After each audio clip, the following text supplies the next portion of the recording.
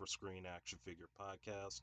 This is your host, Andre Joseph of AJ Epics Productions, and this is a special roundtable on the very episode that you guys have demanded, requested, and probably want to hear our thoughts about, and that is the magnificent Star Wars.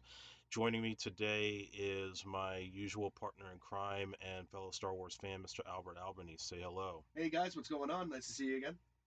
And joining me again is our returning champion, Mr. Jesse Jobin. Say hello. How's it going, guys? Good to be back again.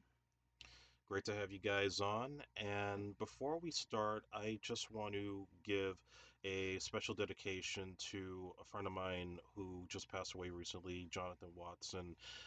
We grew up together as kids through our parents, and we were both big Ghostbusters fans and Turtles fans. I even thought about the other day about like some of the times where we would go to each other's birthday parties, go to Fun Station. We used to play like Sega at his house, and so many things that I remember about him. And we kind of lost touch for some time, and only found out in New Year's that he had passed away just before the ball dropped. So, my heart goes out to him, his family, and I don't ever forget about any of my old friends from those days. It just seems like time goes by too fast, and sometimes you just have to like Ferris Bueller said, you got to kind of look around and appreciate it now because one day you're gonna miss it. So, my heart goes out to him, and this episode is dedicated to him in his memory. So, now that we got that out of the way, let's get into the topic of discussion. So, we're going to try to do something unique because for many of you guys, now you've probably heard my previous episode with the Junkman, who is notorious for his love for Star Wars, and we've talked extensively about his experience collecting the figures and his knowledge of the old 1970s Kenner action figures and everything up until the prequels and today. And you've had TV shows like The Toys That Made Us, among many others, that have discussed the history of the figures in very deep detail. So we're going to try to go for more of the personal perspective. Being that we're fans, we've looked at it from the fan perspective, and I certainly, as I've gotten older, looked at it from the filmmaking perspective. And that's where we're going to begin. So I'm just going to kind of go around and talk about like how we kind of got our interest in Star Wars growing up. For me, I was sort of a late bloomer, and it's weird how I got into it. So as a kid, Spaceballs had hit video, and I was watching that constantly. Like my uncle and my aunt had like they used to record all the movies off of HBO. So it was one of the ones that they let me borrow, and I must have watched that thing to death because it was so funny and so fun to the point where I dropped root beer on the tape and never played again, not properly. And like I really love that movie so much that every time that scene with the Schwartz bringing out like the Spaceballs were just Spaceballs a T-shirt, Spaceballs the flamethrower, like they had the action figures. I'm like, damn it, I want to get those toys, because I was collecting Ghostbusters and collecting Batman, and I wanted those Spaceball figures. I did not know until a rebroadcast of the first Star Wars movie that this was a parody of that.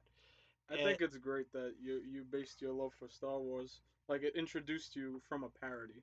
I think that's fantastic. yeah, and a damn good parody that still holds Oh up yeah, today. Yeah, absolutely, absolutely, absolutely. 100%. Yeah, Mel Brooks, while you're still alive, give us Spaceball figures. Mel Brooks, while he's still alive, make another Spaceballs. Yes, That that's what seriously. I was thinking. The search for more money. There's always look. Disney will tell you there's always a search for more money. I mean, if they're remaking everything else, like why not a part two of that? I'm totally in on it. Yeah, definitely, man. I mean, Although Rick Moranis is retired from acting, so that might be a little bit hard to. Is he? if Isn't it's he? written right, he'll do it. He's not fully retired. He just wants a good script. I was gonna say, is it confirmed that he's gonna be or not be part of the new He's not. Ghostbusters? No, he's He's not. not. So the story with Rick Moranis was that his wife passed away and he Yeah, stepped I back to remember. raise his I remember kids. that. Yeah. And I think that like he's only taken like mostly voice acting. Yeah, Like, I think he did like those animated bear movies. Yeah. In the 2000s. I think that's mostly what he's done because it's not anything that's taking him away from it. So I think that might be a little bit hard to. Yeah. But I mean, hey, look, you know what? Update the entire roster if you need to. I agree. I mean, Bill Pullman's still around. He always needs work, so Yeah, why not? you know, gotta, So yeah, I mean, my love for Star Wars started late, as I said before. So I mean, I started watching movies on cable. Sometimes, family friends would have it on video. It was only like maybe watching bits and pieces of the first film and Return of the Jedi that it just was little by little I was starting to get into it. And then it was my neighbor who got me into virtually every toy that I ever collected, who also had Star Wars figures. My cousin even had some Star Wars figures from The Empire Strikes Back. And I was like, yeah, I kind of like playing with these. I want to get more of them. But at that point, this was 1991, 1992. So these were the dark ages when nobody was into it. Everybody thought yeah. it was like childish. And then there was like this book that I remember, and it's over my head what who wrote it, but it was pictures of all the films, like the behind the scenes, and then there was like the merchandising part in one of the last chapters, and it had that whole picture of like every single Kenner figure from Star Wars Return of the Jedi, and I said, okay, now I want to find these. Now I'm on a figure hunt. Because it was that Christmas I also got the box set of the Star Wars trilogy and the behind the scenes video. Nice. Yeah. Yeah. So I was watching that constantly, and then that began the 2 year odyssey of me and my dad going to toy shows in Jersey and in New York to find figures that sometimes they were expensive, sometimes we looked at and got them dirt cheap in like an antique store where nobody thought they were of any value, and literally like got a C3PO case, and then I just started filling it up from there. And the rest was kind of history for me as far as the films and how it influenced me and my experience as a filmmaker wanting to grow up and do that. And then I think for you guys, you kind of came into it later after I did. So why don't we start with you, Albert? Like where you first started? So I actually, the first Star Wars movie I ever saw was the original Star Wars film, and I was actually at our mutual friend Dennis's house. Randomly, we were just like, I went to his house one day, and it would just happen to be on like CBS or ABC or whatever channel it was, and we were watching. I was like, this is really cool, and I liked it, but I didn't love it, and I didn't get that there was a phenomenon, and I didn't realize there were two other movies. I was just like, oh, so this is Star Wars, you know? My dad's a Trekkie, and because of that, I really didn't have an introduction to Star Wars when I was younger because you know how most fans of these certain fandoms You are. can't like both. Exactly, you're not allowed for some reason. So he was that guy. He liked Star Trek, and I knew a lot about Star Trek. I knew nothing about Star Wars. Um, but I liked the movie, the movie, but I never really kind of got too deep into it. But the figures, like I played with them as a kid because a couple of my cousins and a couple of my friends had them, and I knew who the characters were, but I only knew about them based on the one movie I had seen. So I kind of didn't get too deep into it. But right around like my senior year of high school, maybe like my first year of college, um, hung out with a whole bunch of a whole bunch of people, and like a general discussion about Star Wars started, and I was like, I don't get what everything is about. Like I saw the movie and they're like, dude, like there's six of these now. Like, what do you mean you saw the movie? Like, catch up, watch them all, and tell me what you think. And I was like, I don't want to do that. I don't need to. That's just another fandom that everybody's into that I don't want to be into because I admit it, I'm a jerk like that. If it's popular, I Oh usually yeah, don't like it. that's the cool thing to do. Yeah, and that was me. But finally, it was John Trabuscio who told me, "Look, I have all six movies. Take them all, watch them all, and then tell me what you think." And that was it. I was off to the races. I was obsessed. I was like, these are some of the best movies ever made. Why didn't I get into this as I was younger? So I lucked out that by that point, Star Wars was now a phenomenon.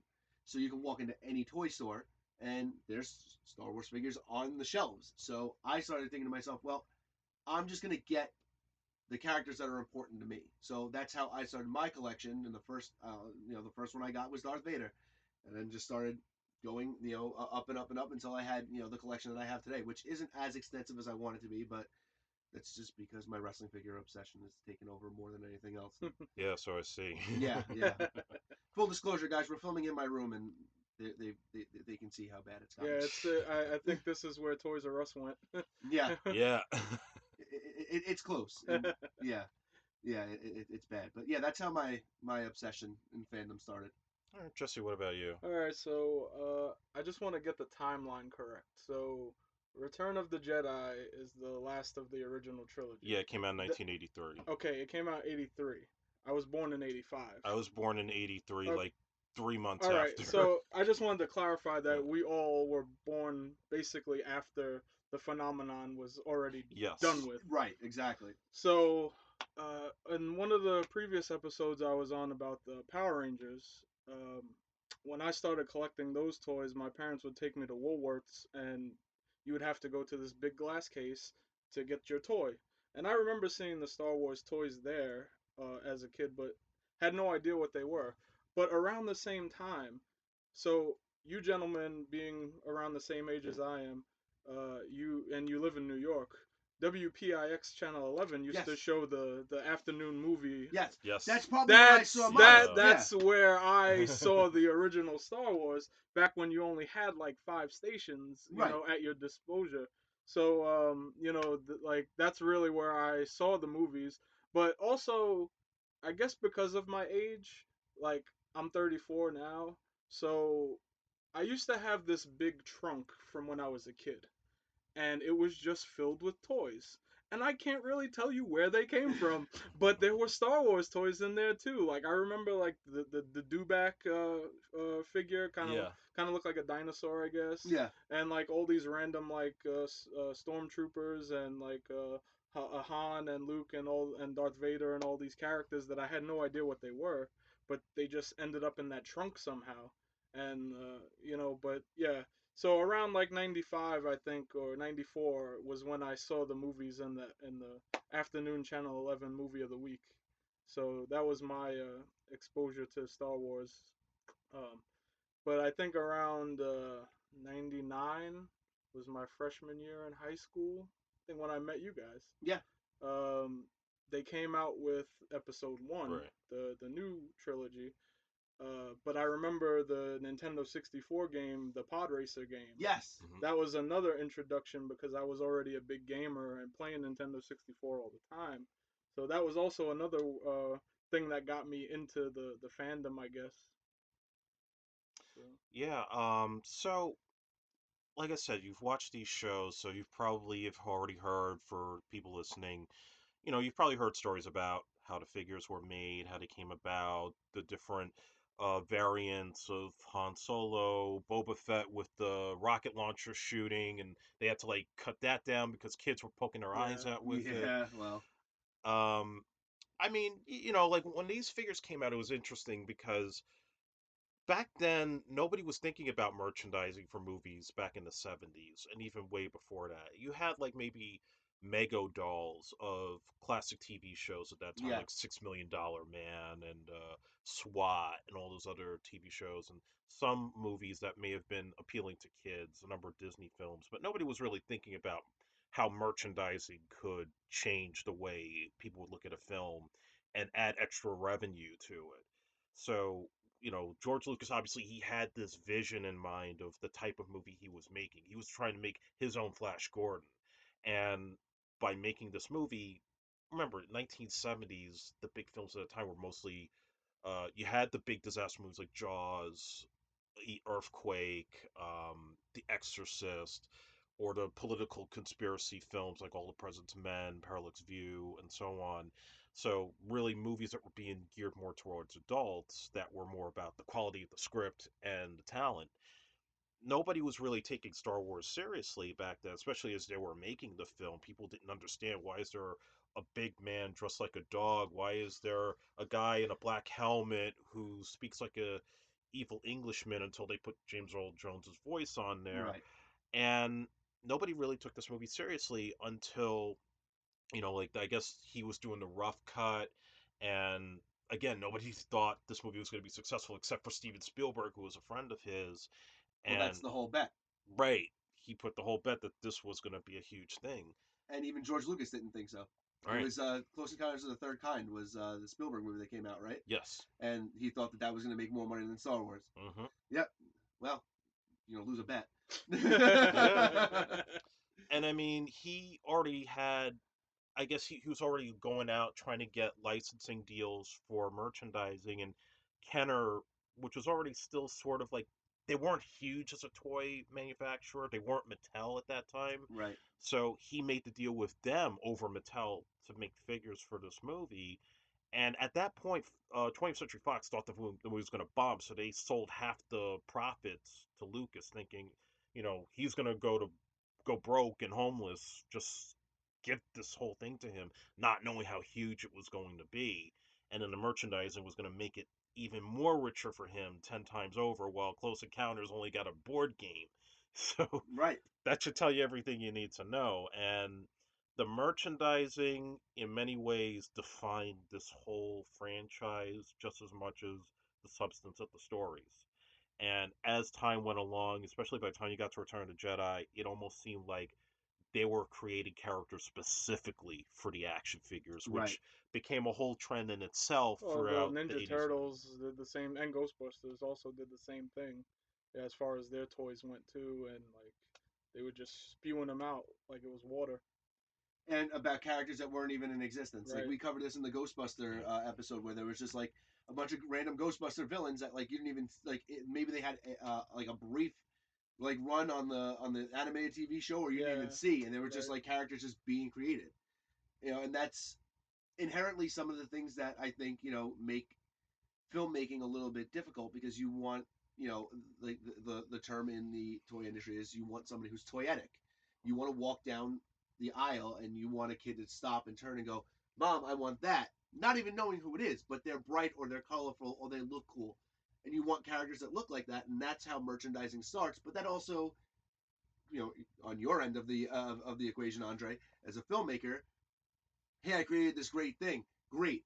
Make things that look like this in your movie so we can sell them to other people. And it's like, well, damn. Like now I got like other people like having their hands in my Right. film. So And certainly those decisions with the merchandising, especially with Return to Jedi, it really took an influence on the quality of the storytelling. Now, keep in mind, George Lucas had loose outlines for every movie prior to Episode 4, A New Hope. That's the original Star Wars movie for the casual fans out there. And as time went on, he started backing away from, the more darker elements of where he was going with it, because he started to think, especially when he did Raiders of the Lost Ark, which he produced and Spielberg directed, right, he started thinking the audience only wanted more action. They wanted more excitement as opposed to, like what Empire Strikes Back being more about the cerebral way of Luke Skywalker trying to be a Jedi and how jaded things get when he goes to Dagobah for the training and not believing in himself. This very existential experience completely goes away by Jedi. It just becomes strictly about action.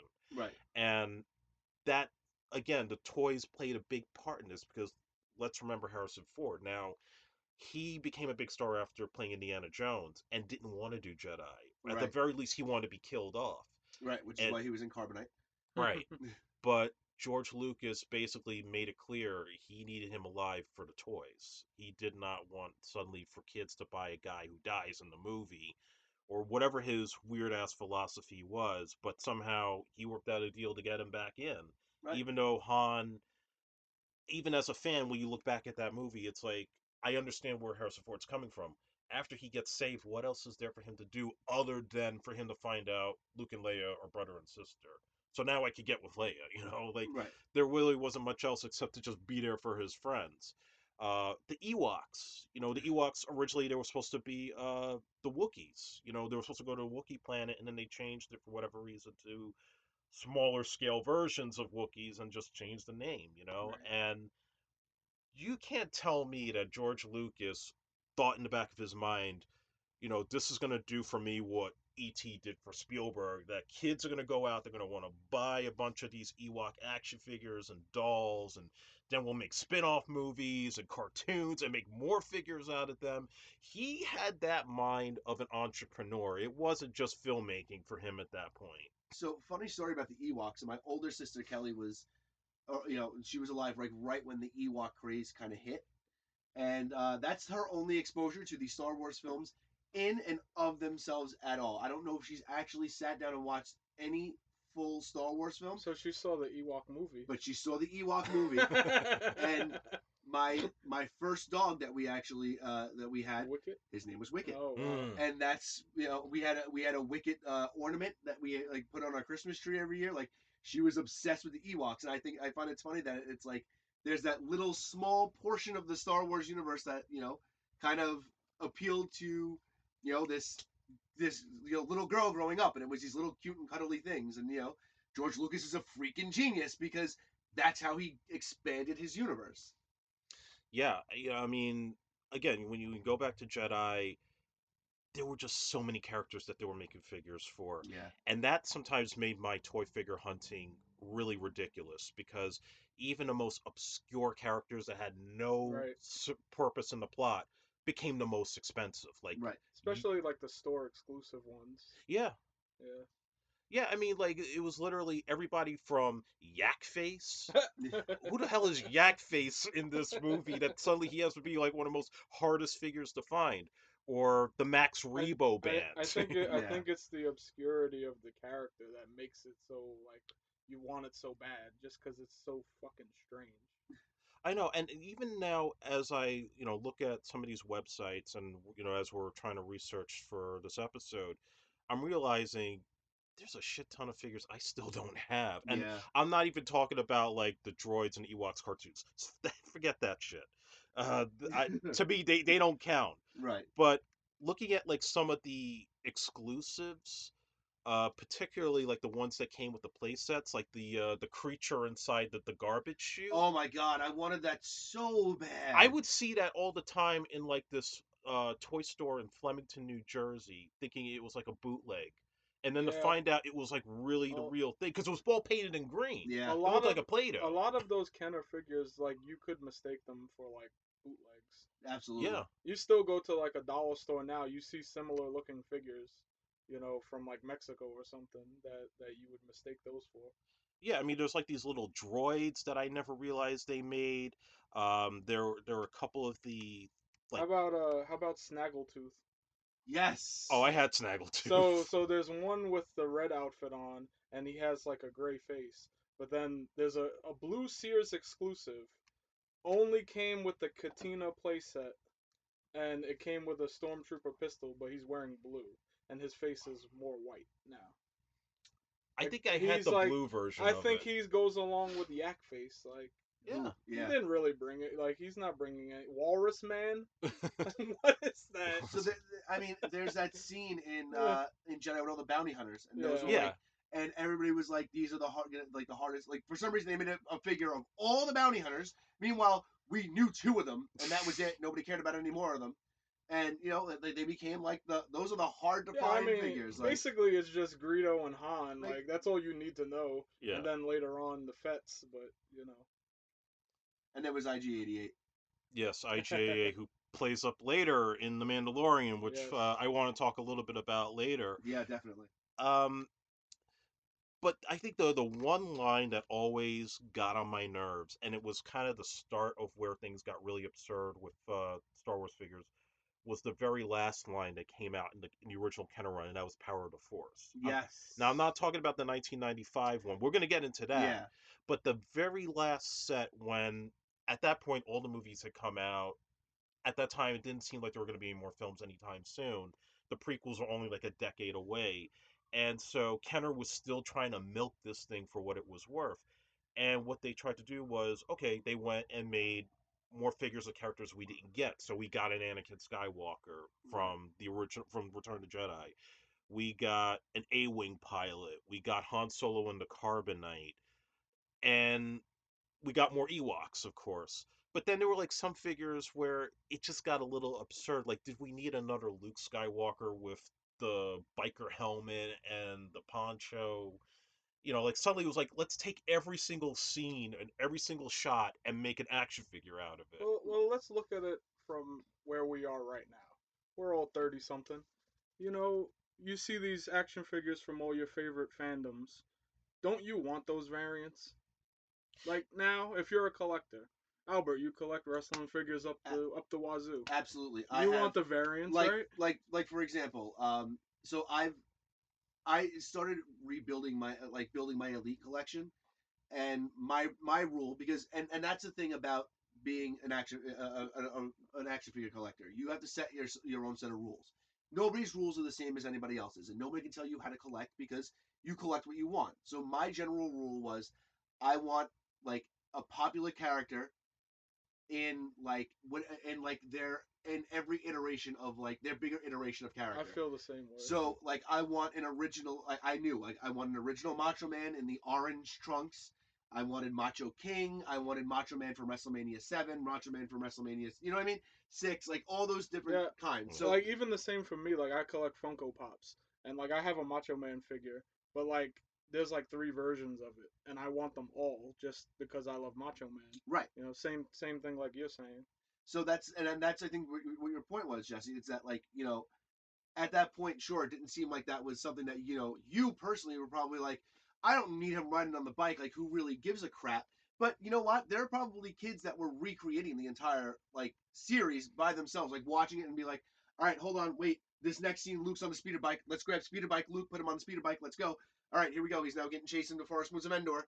You know Yeah, what I I mean? mean Like, like if you go to the movie when they're in Hoth and it's like snow, it's snow everywhere, right. but you want that Luke with the the tauntaun and the wampa, I have the like Wampa. yeah, like you Yeah. want to like you could reenact that if it's like snowing out where you live, and you could even film it if you wanted to, like stop motion or something. Okay, so speaking of reenactments, one thing that I didn't collect as much, and maybe I lucked out sometimes, and I'll get to some of my toy hunting stories here, is the play sets. Okay. So I thought at the time, as I was collecting these figures, now the vehicles I was crazy about. Yeah, I think the vehicles in every line, it's just always Yeah, like the coolest part of it. I I don't know could why, but they're just badass. I could never forget when I was in fourth grade. This is when I started really collecting. And keep in mind, these were the dark ages of Star Wars when nobody was into it. But my principal in my school, her kids were huge Star Wars fans, and they were already off to college, and they had the toys kind of left behind. They were probably going to sell them off. And she noticed like I was doing some stuff because we had like a writer's workshop class, and a lot of my stuff was very Star Wars influenced. And I was telling her, yeah, I've been like me and my dad trying to find the toys and stuff. So one day she brought the Millennium Falcon, and I couldn't keep it, but she let me borrow it so I could like play with it and kind of clean it out because it was kind of dusty. And I said, Dad, I gotta get a Millennium Falcon. I don't know how we're gonna do it, but we gotta get one. Sure enough, we're at a toy fair in Cherry Hill, New Jersey, and somebody has this big box full of vehicles.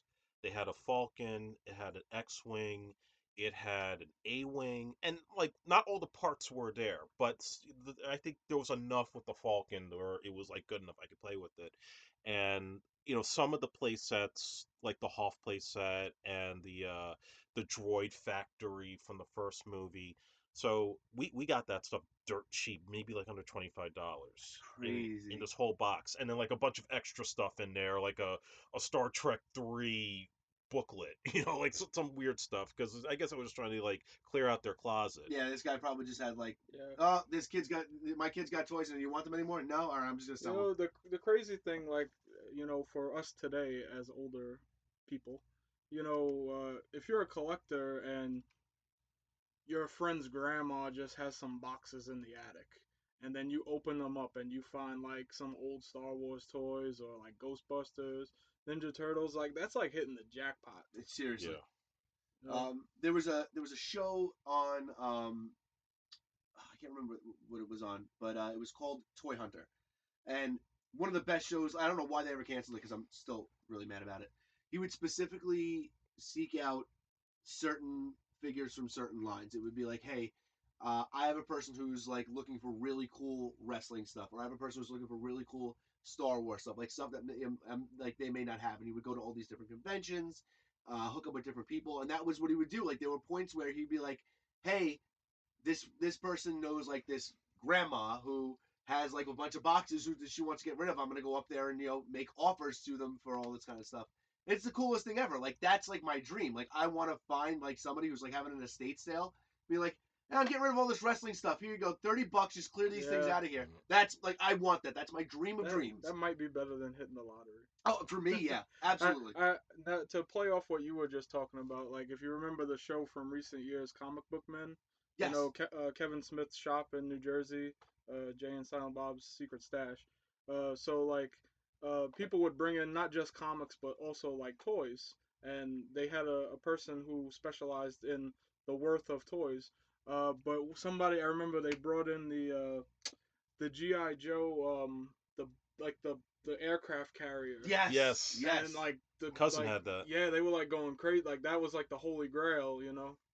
I never had it as a kid, but like I did play with GI Joes. But like even looking at it as an adult, I thought it would look pretty awesome. It is. Yeah. And like that was also the fun thing too about the Kenner figures. They were GI Joes. Yeah. You know, they were. Well, just, I was gonna say that earlier. Yeah. They're pretty much the same. It's just like they're that same scale. So Yeah. that used to be fun too because I used to just like incorporate my GI Right. Joes with Yeah. everything and be like, all right, well, I need Stormtroopers. These are my Stormtroopers now. You know, Yeah. like and you let your mind run wild for a little bit, and then they also later on released, and I'm assuming it was Kenner as well, the Street Fighter figures, which were the same scale too. So yeah, it was, those ones I did collect. I do remember some of them being like a little flimsy as far as because like their joints were connected with like rubber bands. yes, So you pull too hard, it's a wrap, you know. right. And then you grow up and you play with that stuff, and then Andre makes my dream come true because we did the first Dishonorable Vendetta film, and Andre made an action figure, made action figures of like the main cast. That's right. So now I have my own GI Joe version of myself, which is the most badass thing ever. Okay, so now we talk about Power of the Force. Like I said, in those dark ages, there wasn't a whole lot of merchandise, but I do remember one thing that I can say I was like a kid in a candy store. The second year that I went to Disney World, and they still had the Star Tours ride, which, was like one of the things I had to do at that point because I was already a huge fan. And coming off the ride and that merchandise stand. Oof. Now, we we have Galaxy's Edge today. I still need to go there and check that out. Me too. But I'm a big Disney fan too, so. But keep in mind back then where you go into the store. Now, while they weren't making Kenner figures, they had their own exclusives. They had like those PVC figures of like C-3PO and R2-D2 and some of the other, like, I think they had a Chewbacca and most of like the creature characters. Right. So I remember buying some of those. And then there were also like these, I would say these LJN wrestler style dolls of all the main characters, and they were made of this hard plastic that you could actually like get some different variants of. So I have like Luke in his Return of the Jedi outfit, one of him with Yoda in the back. I have Han, Leia from the first film, and a Darth Vader and a Stormtrooper and a Chewbacca, and those were not cheap. You have to have the variants. Yeah. Yeah. So It was whatever was there. Like I just had but to you pick- had to have it. Yeah. So when it comes to the Disney stuff, there's, if you're a person who frequents Disney, you know that there are things that just say Disney, and there are things that say Disney Parks, and the Disney Park stuff is exclusive that they only sell at the parks, and they had when I had gone the first year, and I rode Star Tours, I got off and I went, oh crap, here we go. Now I'm in a Star Wars warehouse. There goes all my money. They had Disney Parks playsets, and that I just every year that I've gone to Disney since, I bought a Disney Parks playset, and it's just like 6 different figures just in the box, just sitting there, and I've bought one every year because those are, you start getting into like really being a collector. Now these are things I can't buy unless I'm in a park. I gotta start getting all these now as much as I can. So, I actually the second year I went to Disney, I went like 5 years in a row. I realized, all right, bring a carry-on with you, and don't put anything in it because you're gonna come back with a Star Wars playset. So that was like my as an adult, that's been my most fun collecting because I can only go one time a year. I haven't been in 2 years now, so they probably release a whole bunch of ones that I don't have. But it's fun to go in there and be like, all right, these are the ones I don't have. I have to go through my collection, look at everything, take pictures of it before I go, and think to myself, all right, I have this one, I have this one. Oh, don't have that one, and grab that one. But that's the fun of the hunt. That's where as a 34-year-old man, I feel like a kid again. It's walking down the aisle of a toy store or just a regular store now because there are no more toy stores. But Yeah. and seeing what's there, and I now, as a wrestling fan, there's really no stores on Staten Island that sell anything anymore. So I when I go to Jersey once a week, I slip into a Walmart and I walk down that aisle, and it's like you get that rush as a kid, like, are the ones that I want going to be there? Like, am I going to be able to get the ones I want for my collection? That's the most fun of being a collector. I don't care what anybody says. Like, having them and looking at your collection is one thing, but the thrill of the hunt is the fun part. And there's always this general question. Actually, we were talking earlier about the Zack Ryder Kurt Hawkins Right, wrestling podcast. right. This week, they had Chelsea Green on there, and she was just talking to Zack Ryder, and she said, like, when does it end? And he said it doesn't, and it doesn't because it's the thrill of the hunt. Like, it's Yeah. so much fun. I mean, I guess from my perspective, because I never went to Disney as a child. Like my, Neither did I. I've only been there like maybe 3 times in my whole life, and I was much older at this point and already a. Well, the second time I went, I was a parent. The first time we were expecting. So I didn't have the pleasure of like being a fan at the time. I guess I was more concerned about my kids having a good time and my wife, things like that. Um, however, because I collect the Funko Pops, recently Funko's been coming out with a lot of Disney Park exclusives. Yeah. And like while I don't have, I guess, the funds to go to Disney as often as I'd like, I guess, uh, my one of my managers at work just went there, and I told her, can you pick me up this Mickey Mouse basketball Funko Pop from the NBA experience at the Disney park? And it's just because it has that Disney exclusive sticker on it, Yep. like it becomes a little more valuable, and like while it's not the same as you going there and getting it yourself, I still enjoy that part of it too. Like even just if you want to say the hunt, you're doing it online too. Like Yeah. you look for them on eBay and stuff, even things from your childhood. Once you find it and you can get a good deal on it and you just click pay now, it kind of gives me that same thrill. Yeah. Definitely. I recently went back and bought a couple of, and I say recently, it's been maybe a couple months ago, but I had a lot of different Masters of the Universe toys when I was a kid that I just like broke or like I couldn't find anymore or whatever. I went on eBay and I found like a lot of them of like six for like $12, and I was like the happiest person ever. I was like, this is my childhood, and bought them, Yeah. and they're just sitting in a bag somewhere. But I have them, and that's all that matters, you know. I'm the same way. Like currently with like Super Nintendo games, I go and find as whatever good deal I can get on eBay for something from my childhood. Like my wife just got me Saturday Night Slam Masters for Oh Christmas, my god, that's amazing. so like I popped it in the first night I got it, and it was awesome. But I mean, that brings us back to like what we're talking about with Star Wars. Like a lot of like adult collectors now, if you want to get like these older Kenner figures, you either gotta find a specific toy store that like sells them, and if you're in a store, you're gonna spend a lot of money because they know what they're talking about, or like you had said, flea markets and random places that just hope to God Yeah. that somebody has something that you have, Uh, or it's eBay. Unfortunately, like where we live in Staten Island, New York, there's not too many like flea markets. But like if you go to Jersey or like a little more down south, like when we were in Virginia recently, me and my family, like there were a lot of flea markets down there, and you can find things like that, like cool old toys. There's actually a place I think it's like a 3 or 4 hour drive from Staten Island, but it's in part of Pennsylvania. It's called Pandora's Box, but they specialize in like old school toys, like the places you see Zack Ryder and Kurt Hawkins go. Right. Like they travel to these places, and it's kind of like an investment if you're the owner of that store.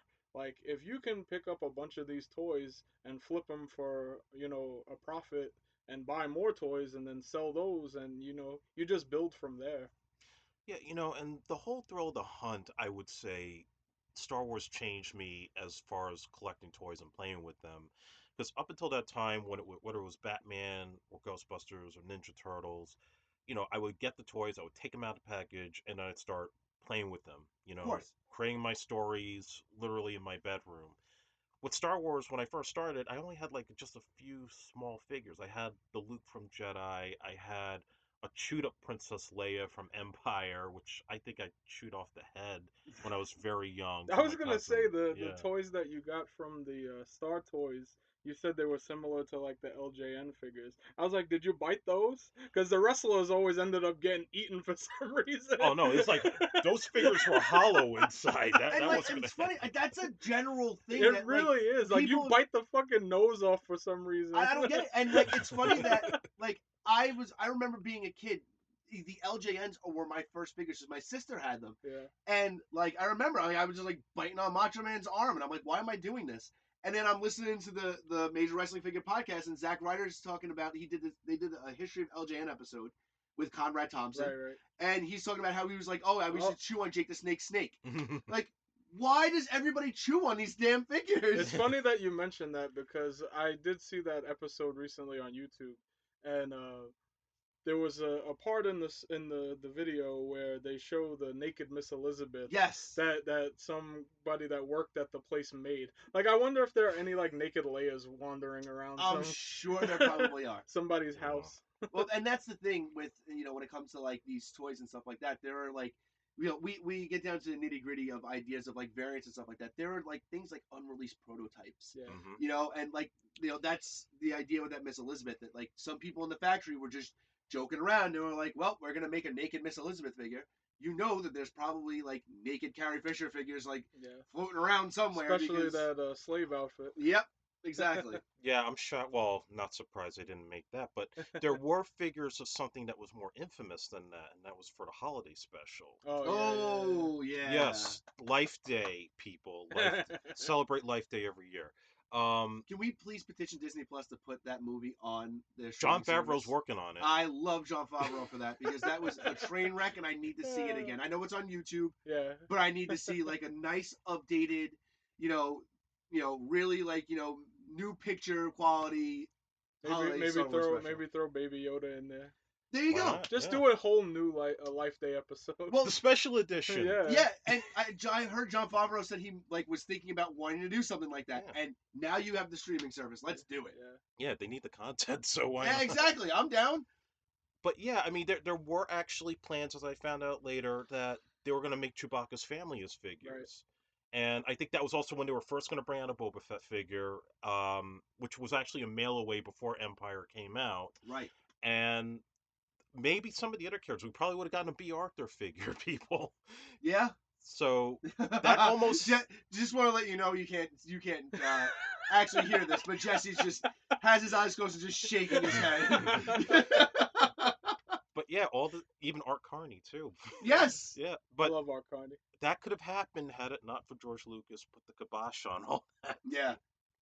But like what I was saying before too, is that once I started really getting these figures, it wasn't like me just taking them and playing with them. It just became more about, okay, I got this one, now I got to finish the whole set and get this list. And then after that, they would just go into the C3PO, the Darth Vader collectors thing, and I wouldn't really touch them that much, maybe just once in a while just to like maybe clean them out or make sure the accessories were proper. But I just became less of a kid playing with the toys than actually. You know what? I was thinking about something about this last night because I knew we'd be recording today. There's like some point in your life where you just forget about being a kid and like, you just do stupid stuff. I think it's when you become like a teenager. You feel like you're less into the stuff. But then when you fast forward to where we are now, and like I think all of us still love collecting, things that are from our childhoods or whatever, they give you that good feeling, once again, like you're reliving that feeling you had as a kid. And I like that. Like, Albert was saying before his dad was a Trekkie. Yeah. And like he didn't know much about Star Wars. And like I said, we were all born after the craze. But even like music and things like that, like none of us were born when the Beatles came out, but I'm sure we all like the Beatles, like their music and stuff. Absolutely. Like whatever is old is new again at some point. And certain things transcend time. Well, yeah, exactly. I think Yeah. Star Wars is one of them. Yeah. Yeah, and I also remember during that time, it was actually around 95 or 96, and somehow one of my parents had a connection with the Staten Island Arts Lab, and they were doing like a big exhibition. So, really, again, nobody was into Star Wars at this time. We came with this idea, why don't we do like a Star Wars exhibit? And so we took the figures, we bought like a Star Wars poster, and we did like a whole diorama. And had like a strobe light. We had like all the John Williams music playing, and it actually caused quite a stir.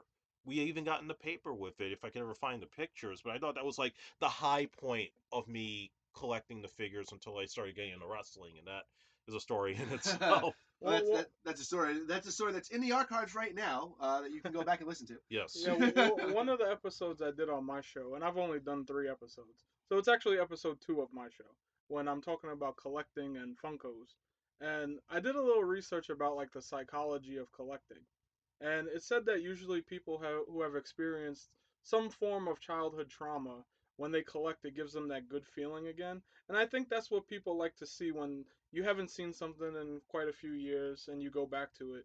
It brings you back to a place where like you were feeling great about yourself and Yeah. everything about you, and it kind of holds true.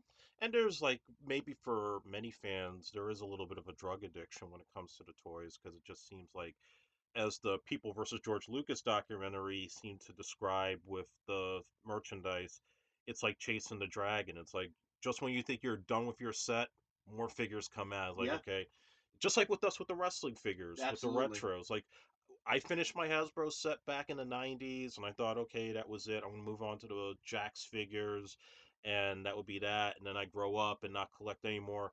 Mattel puts out the retros. Okay, I got to finish up that set again. Yeah. Exactly. And that's the hard part of being a collector and being and that's why I said before you have to create your own set of rules because if not, things get out of hand. I think that and not to steer the conversation away from Star Wars, but just because you brought it up, the WWE Basic Mattel series is past Series 100. That's 100 series of figures that was released. Um, you're figuring 5 to 6 per set. You can't collect everybody, All right. and that's the problem with a lot of collectors, and that's what you were just saying. The idea of chasing the dragon. I need all of them. You don't need all of them. Yeah. See, like for myself and my wife, we both collect Funkos. There are people out there that will buy every single Funko that comes out. Yeah. We just collect the ones that we like. Right. Like, I love Darkwing Duck, so I have that set. Got the Cowboy Bebop set. I don't have to have every single one. Exactly. Right, but and that's what it is. It's like it's generally like what I was talking about before. Okay, um I want these different Macho Mans. I want sure I want rocker Shawn Michaels, but then I also want Shawn Michaels that won the world title for the first time, and I want the Shawn Michaels that was in DX. And it's you make up your general rules in your head for what you want. But the problem with things like Star Wars was that back in the day they were there wasn't like the idea of 100 different series, so it was actually feasible to buy the entire series if you really wanted to. If you wanted to invest in it, you could, and that's the hard part of being a collector. Do I really take the risk of, yeah, I want to go for it and collect every single one of these things? Because if you do, you're putting a lot of time, effort, and money into it. Especially back in the day, you had to go to a store. They had to have it. You had to buy it there, or else you're waiting for toy fairs and stuff like that, and where they're gouging you with prices and stuff like that, like they do at Comic Cons and stuff now. Yeah, I mean, I think my unwritten rule at that time as a kid was I wasn't going to collect anything from the cartoons, and I wasn't going to go crazy on the play sets because if you look back, like say the Cantina play set, I it still was want the Cantina playset. which well, I'm going to get into some stories about that too, but it was mostly just dioramas with cardboard backing, Yeah. Yeah, and the that quality wasn't great. The Jawa ship was pretty cool though. Yes. Because it kind of looked like what it was on the film. Yeah. Like it had that rust look to it. That one was pretty cool. but there were like instances like say like the Death Star PlayStation, that sort of like to me resembled what the Yeah. Ghostbusters Firehouse would look like later. But I kind of like even as I look at it now, it's like I want the whole dome Yeah. shape I of the want Death the Star. Death Star. Right. Yeah. I don't want like If half of it. if they would have made it like the way we would get the Technodrome later on, Yeah. Yes. people would probably be going nuts. But there are for it. people crazy enough to buy like a bunch of them just to do a whole circular You know thing. what? You know the way I feel about it is like this. If you have the income to not put yourself in debt, and it's something you really love, and it makes you happy, by all means. Yeah, I It's agree. you're not hurting me. You're Right. not hurting me. And that's the thing, I joke around with my girlfriend now because she she's obviously aware of my collecting, be impossible for her not to be. And I joke around with her, and she's like, "You like this is what you like spend like your money on and stuff like that." I'm like, "It's this, or I mean, I could be on heroin, so I mean, this is a lot better of a hobby." So and she was like, "I don't know why you have to go to that extreme, but that's the thing. Like, it's collecting is such a fun hobby, and sure, it can get out of hand. I spent more money probably in 2019 on figures than I probably have ever spent in my life, but it made me extremely happy for that. And that's To all do that so. that's all that matters. So Yeah. now like I'm starting to get to the point where I'm like, all right, maybe the wrestling figures, it's getting to I'll try to keep up to date, but now I'm getting that itch for like maybe I should start getting some Star Wars stuff. Maybe I should go Yeah. out and get the ones that I have in boxes out and start displaying those, and that's the problem. It's the itch, Well, I'm glad we got here because there was something I was thinking about. So we were talking earlier about how like the figures kind of like what you see on the screen to sell to children. Like eventually like that would be the plan. But now at this age, I don't know if I'm speaking for myself or for everybody, but at this age now, I like the Star Wars figures that look like the actual actors and Yes. actresses that, the more realistic they are, the more I like them. Absolutely. And I think that the Kenner figures, the depictions were good, but I mean, as Well, we're gonna well, the Kenner figures, like for instance, I think there's a Han Solo with a small head and a Han Solo with a big head. Yeah. yeah, And then there's like a brunette Luke and a blonde They Luke. started trying to make them a little bit more accurate as they Yeah. went along. But not to jump over anything because there are a billion different Star Wars merchandise and figures. But the current series is called the Black Series. yeah, And the earlier editions, I don't think they had like the actual facial scanning.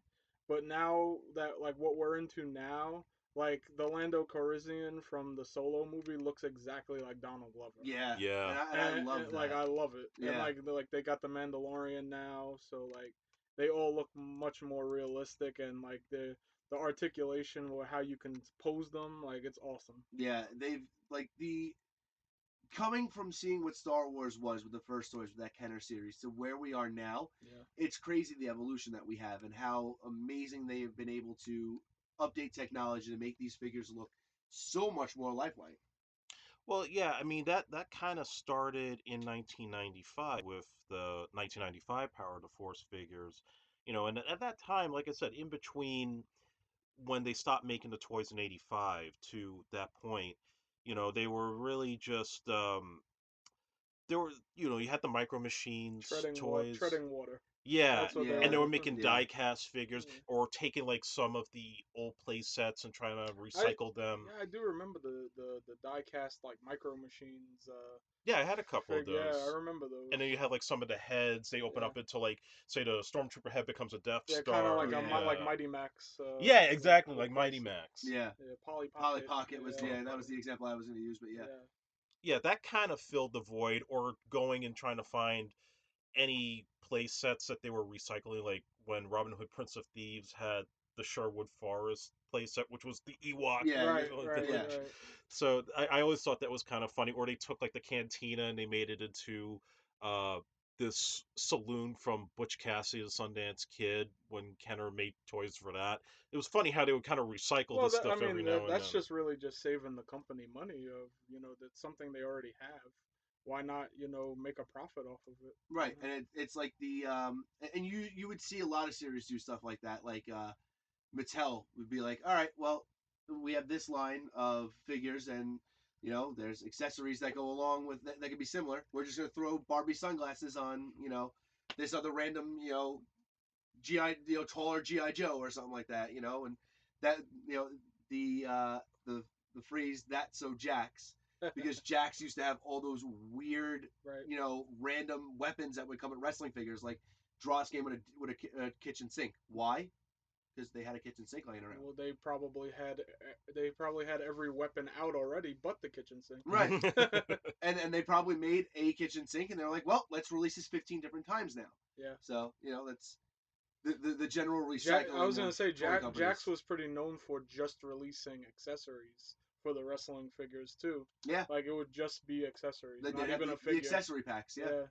Chairs, tables, and Stretchers, yeah. ladders, all that.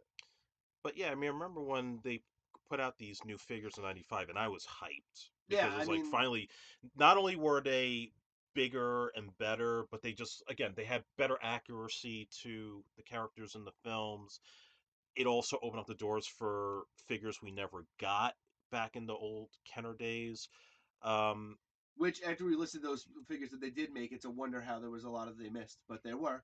yeah, but I always kind of found it funny how like looking back at some of these, and then I go on Mark Hamill's Twitter and just having a laugh at realizing they kind of injected steroids into everybody.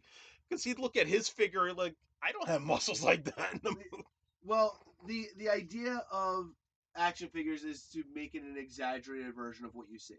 So yeah, they're always going to be, like look at like the early sets of like AWA Remcos. They're all just Yeah. same bodies with They all look like Lex Luger's body. right with just different heads on them, Yeah. and you wouldn't be able to tell. Like, I mean, screw it, we can do this right now.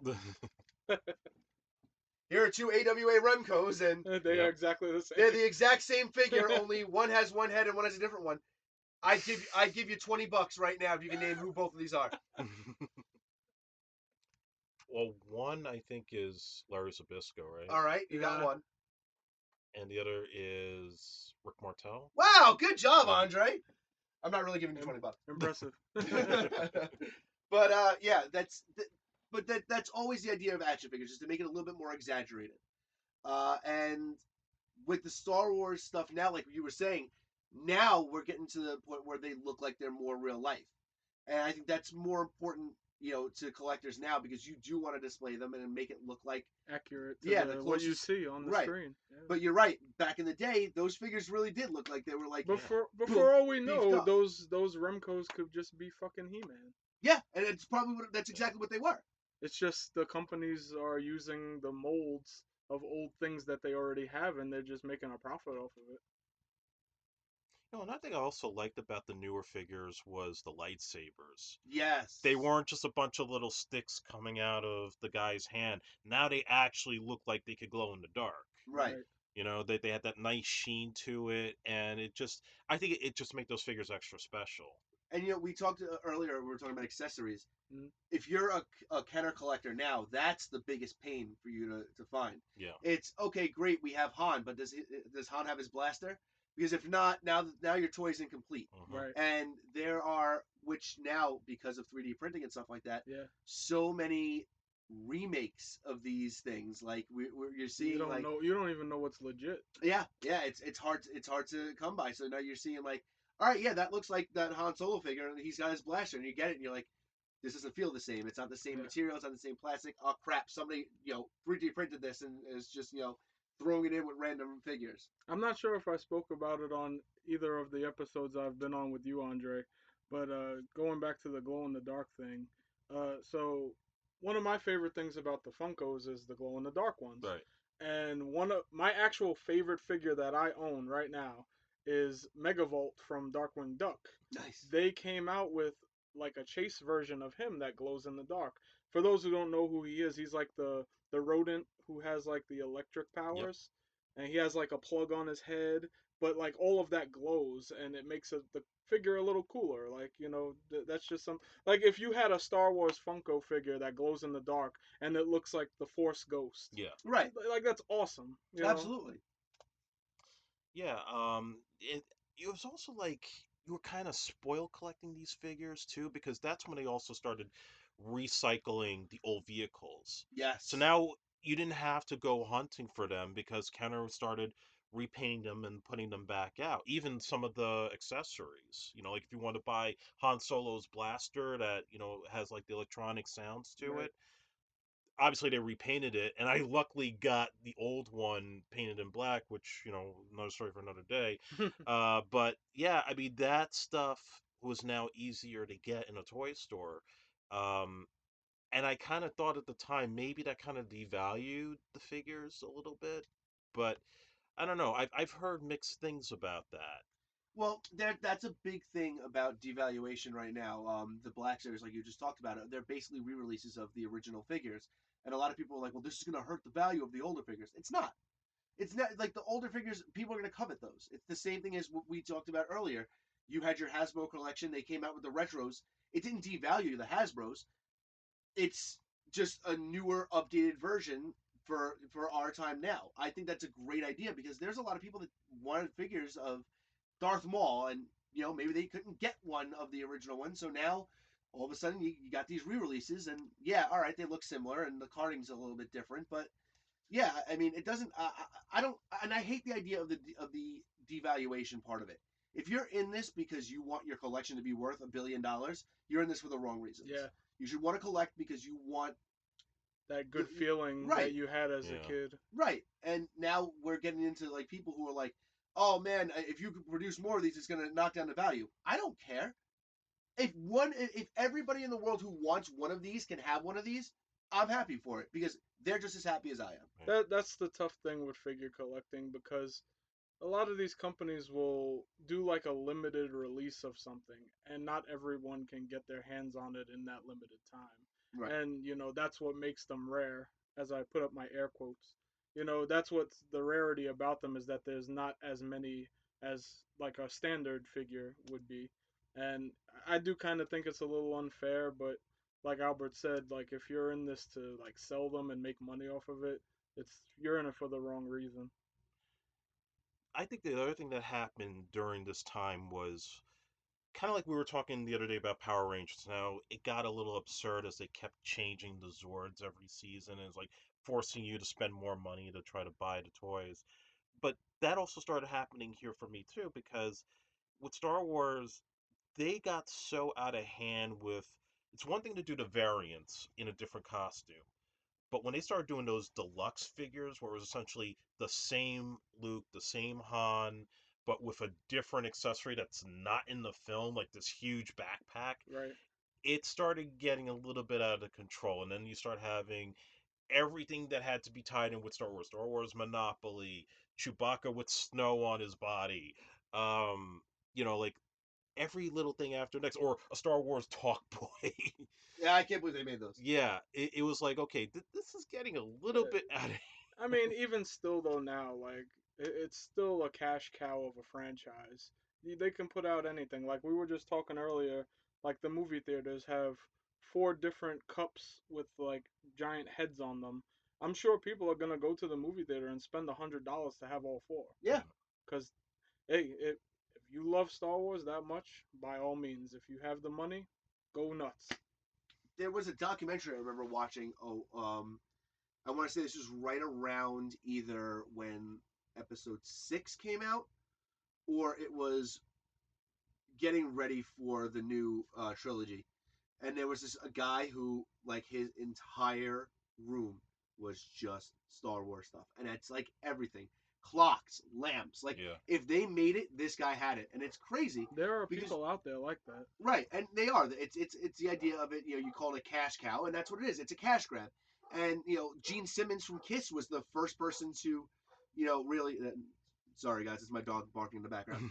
Uh, Gene Simmons from Kiss was like the first person to really like come out there and be like, yeah, I'm putting our logo on everything because people are gonna buy it. And if you're George Lucas, why aren't you doing Right.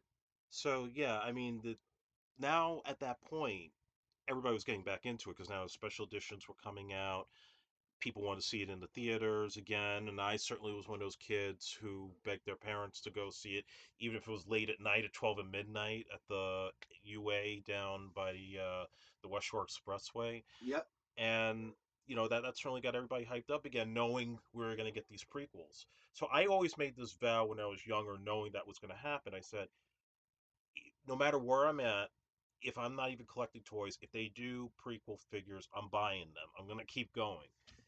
And then we got the Phantom Menace. Now, those figures hit before the movie got released. So They no, did. and everybody was hyped up for it. Everybody was going out and all the merchandising, all the hype, and all the tie-ins with like KFC and Taco Bell and all that. And something was already kind of like putting me off about the film even before it came out. And that was when I went to Toys R Us, and they kind of did like the first Force Friday around that time. Right. And we snagged these figures, but they were like $2 more than getting the regular Power to Force figures. And that was already kind of like, "Something doesn't feel right here." And you get a Liam Neeson as Qui-Gon Jinn, you got a young Obi-Wan in there. Did I really want to get a young Anakin Skywalker? Did I really need Padme and Queen Amidala, not knowing they're the same character? It was just something was kind of off about it. And then I saw the movie, and I was like, this is what the hype was about. I didn't hate it, but I just was kind of like, all that hype, all those long lines. And we were just spoiled with The Matrix a couple of months ago, and this thing comes out, and I'm like, trade deals and little droids and Well, Jar the Jar that Binks. that prequel trilogy is mostly like political. Yeah. I think we could Mm. all agree on Yeah. that. It absolutely is. But I think the part where the hype come from and like people waiting on lines and things like that is that those fans that have been craving it for so long. Like, let's not forget during this whole time when the toy trend kind of died down a little bit because the movies weren't coming out anymore. Like, there were still like books and comic books being released with all this Star Wars lore, Right. and there were fans that were like all in on this stuff. Like, maybe not us per se, but like I didn't really like dive really into it until I was already an adult. But like, so those things didn't really affect me. As far as like episode 1 goes, like you said, the toys got released before the movie, and Funko does the same thing. Like, you might spoil something when they release a picture or whatever. But one of like the cooler things that came out of like Phantom Menace was Darth Maul. Oh Like, yeah, he no, had Yeah. like he had the dope lightsaber, the Yep. double-sided saber, and just his look in general was awesome. Not that I mean, I guess he's a major character. Maybe he didn't really have a long life in the movie part of it, but that's one of the cooler things that came out of it. And I think as far as like the young Anakin, like, I think what we were saying before, like, they want to appeal to younger audience as well as bring in the older fans too. So I think there's like a gray area there, but the hype is always going to be there. I want to also give a quick shout out to Ray Park. I met him a few years ago at Comic Con, and he's one of the coolest guys Yeah, ever. Yeah. he's a Yeah. great martial artist. And just the nicest guy ever. I met him in Disney. The second year I think I went to Disney. It was Star Wars weekend. Just like the craziest thing you can ever experience. It's like there's different booths of everybody just hanging out, and Ray Park was there, and just the nicest guy. Yeah, it's a shame I never gave him my business card because I didn't know he was going to play Snake Eyes after that, and I was like so happy. Yeah, really. Yeah, I mean, he's a great martial artist. I didn't know that was him until later on. But I also remember Ray Park. He played Toad in Yeah. the Yes, X we were Men talking movie, about that when the I X spoke Men to him. movies, and he was also in the King of Fighters movie as well. Right. I forgot there was a King of Fighters movie. Yeah, you're not missing much. Yeah, yeah, yeah, yeah, Yeah. yeah. But yeah, I mean, I didn't collect the figures after that. That's when I kind of stopped. But I know there were so many, like with the Attack of the Clones and Revenge of the Sith, there were plenty of figures. Clone Wars. Right. I believe there were figures from some of the Timothy Zahn novels. Right. And then you also start getting into Knights of the Old Republic. Right. And then those games came out and everybody started going nuts over them, and like to this day, my friend John, who was the one who got really kind of like is responsible for getting me into being as big of a Star Wars fan as I am now, he just started telling me, he was like, oh, you gotta like see these guys, it's Darth Revan and Darth Malak. I'm like, who the hell are these guys? And then like I started playing the Knights of the Old Republic games. I was like, this is badass. And now if you're a Star Wars fan and you're now going down that rabbit hole of, Yeah. hey, George Lucas says, sure, you guys can write non-canon Star Wars, stuff, and it's like, okay, now we're gonna play non-canon Star Wars games. you got to release the figures too, and that was another big craze. Yeah, like you said, going down that rabbit hole, like Darth Revan is such a cool character. Oh my god, yeah. And maybe one day we'll get to see like an on-screen version of him, whether it's a Disney Plus series or a movie or Well, something. there's a Knights of the Old Republic series rumored to be starting to, get started. So that might be something cool that we could see. One thing also, we kind of skipped over this, but a figure set that I did collect during the Kenner run in the 90s was Shadows of the Empire. Yes. Now, that's something I wish they had adapted as a movie in some form, even if it was like all CG. Yeah. So, for those of you who don't know, Shadows of the Empire was a storyline that they created to take place between Empire and Jedi. It was basically the search for Han Solo, and they introduced this new character, Dash Rendar, who Right. was I guess he was kind of like a bounty hunter or Yeah. scavenger He was type. like the coolest guy ever. Yeah. Yeah. Just that's the best way to Yeah. describe it. And Just, yeah. there was a Nintendo 64 Right. game out of it Right. too. Right. Which is where yeah. So I did collect those figures, and I still think, and I have the book. I think it was like really one of those missed opportunities I wish Disney could do in some way. You know that with them having the license now and having their own streaming network, they're gonna want to delve into every piece of Star Wars lore that they possibly can find. Yeah. Cash cow. Yeah. Now, Exactly. we'll get into the films that Disney made in a second, the new trilogy and so on. But there was one scene in Rise of Skywalker when Luke is telling the story about Leia when he was training her, and then they did the flashback. Spoiler alert. Yeah, spoiler alert if you haven't seen the movie. Although we're in January now, so You never know. You never know. Yeah, There's it's gonna make $1 billion next week. Yeah. yeah. So just if you haven't seen it yet, just pull your headphones away real quick. But yeah, there's like a flashback of Luke training Leia with the lightsabers. Yes. And they were de-aged. Yes. I want a whole movie like that. Yeah, I'm with that. I'd love to see And something look, like that. I And even know- if it's animated, I'm okay I with thought it. that was an awesome scene. Look, That even was though a great scene.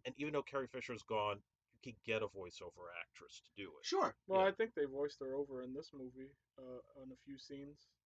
Well, she might have been passed away by then, but you can kind of tell like it wasn't her. Yeah, I mean, you can obviously tell in the again, spoiler alert. Yeah. You can obviously tell in the scene where they're taking her away. It's a completely different actress, just shot from the back. Well, I think people know, like when she passed away, like the film wasn't done yet. Right. So she's not in every scene that the character is in. Right. But no, I'm totally cool with the idea of them doing that as an animated film. Like, that's fine by me. It doesn't have to be live action. Just give me something.